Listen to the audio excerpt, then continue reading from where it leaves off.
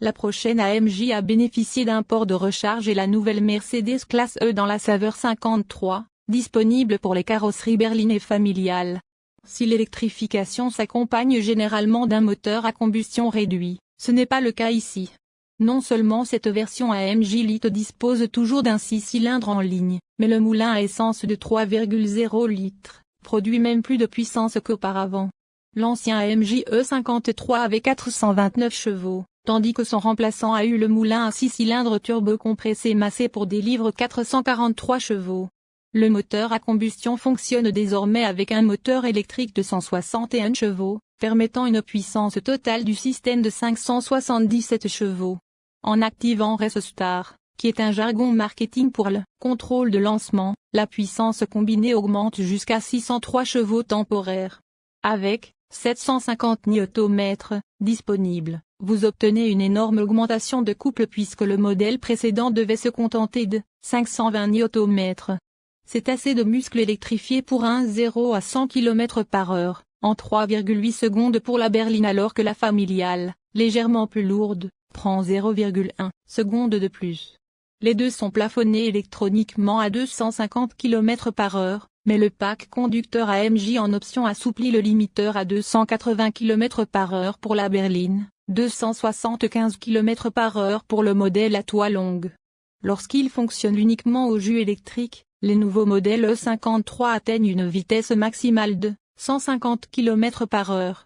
Le duo berline et SUV suit le dernier G et le 53 en adoptant une configuration hybride et rechargeable. Sous le plancher du coffre se trouve une batterie d'une capacité utilisable de 21,22 kWh. Mercedes affirme qu'il suffit de parcourir plus de 100 km en cycle W et LTP sans boire d'essence. La batterie fournit son énergie à un moteur électrique intégré à la transmission automatique à 9 vitesses pour gagner de la place. Les changements intérieurs sont subtils, au-delà de la marque AMG discrète à la base du volant et de nouveaux graphismes pour le tableau de bord. La E53 semble peu modifiée par rapport à toute autre classe E hautement équipée. Les acheteurs européens pourront choisir entre le Superscreen 1, qui ajoute un moniteur côté passagère au système UX, ou une configuration standard avec un panneau en bois de frêne gris à port ouvert présentant l'innovation du rétroéclairage. Cependant, les spécifications américaines n'ont pas été finalisées et il est possible que le Superscreen soit standard ici. L'AMG utilise toujours une baguette de sélection de vitesse sur la colonne de direction plutôt que de revenir à un levier de vitesse séparé sur la console centrale comme le faisaient les modèles AMG jusqu'à récemment. Les palettes de changement de vitesse derrière le volant ont désormais une double fonction. Dans les modes dynamiques plus percutants, ils offriront en effet au conducteur la possibilité de sélectionner les rapports, mais en cas de fonctionnement électrique, ils feront varier les niveaux de freinage par récupération. AMG affirme que le plus agressif d'entre eux fonctionnera comme un mode à une seule pédale. Les améliorations matérielles du E53 incluent des amortisseurs actifs à double valve capables d'ajuster séparément le rebond et la compression.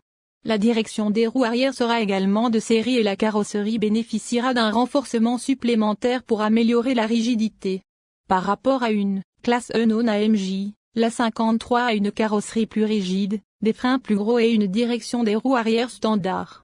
Le système AWD entièrement variable est combiné à une suspension adaptative à amortissement variable. La Sportive E adopte un design légèrement plus agressif avec des ailes avant plus larges, une calandre éclairée en forme de grille et 4 embourrons d'échappement. Fait intéressant, l'essieu avant est légèrement plus large que sur une classe E ordinaire. Mercedes ne prévoit pas de version 2 portes puisque les AMG E53 coupés et AMG E53 cabriolet ne reviendront pas pour une nouvelle génération. Cependant, la marque allemande Chic remplace ces voitures par les nouveaux modèles C et le 53. Ceux-ci ont également un moteur 6 cylindres en ligne mais ne sont pas des hybrides et rechargeables. Un nouveau E63 arrive également, et celui-là aussi devrait recevoir un port de recharge. Malheureusement, le puissant V8 disparaît pour laisser la place à un 6 cylindres en ligne. Les C63 à 4 cylindres et les S63 à moteur V8 ont déjà été électrifiés, ce qui montre que les jours des voitures de performance AMG dotées de configurations purement ICE sont comptés. Comme on pouvait s'y attendre, Mercedes AMG commercialise uniquement la berline aux États-Unis.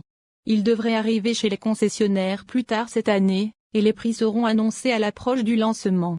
L'ancienne AMJ E53 était vendue au détail à partir de 81 300 $ PD Science.